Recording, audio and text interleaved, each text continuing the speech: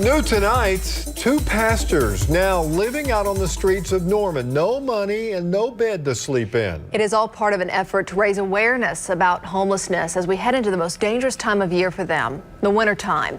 Chris McKinnon is live in Norman with the story. Chris?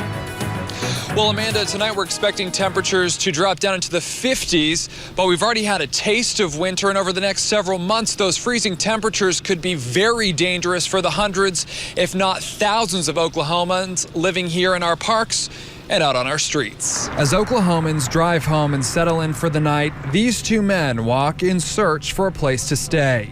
There are beds, but there are not anywhere near enough beds. We stayed at Food for Friends. They open up and let you sleep on the floor there. Salvation Army in this city only has 8 beds for men. You can stay 5 nights a month.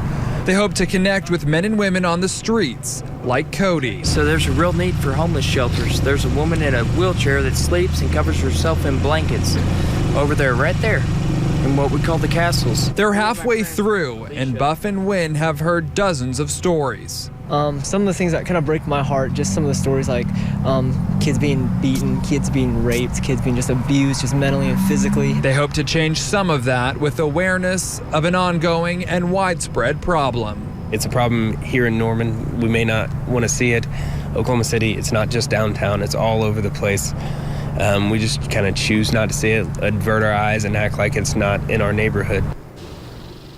And the homeless people that we spoke to tonight here in Norman say that the basic needs like food and water are easily met at the shelters, but the big thing is the lack of beds, which forces them out here to live on park benches and under anything that gives a roof over their head. Reporting live in Norman, Chris McKinnon, News 9. All right, Chris. Now, the pastors plan to spend a total of 10 days out there on the streets. The goal is to also build up relationships and to better understand how the community can help get people off the streets.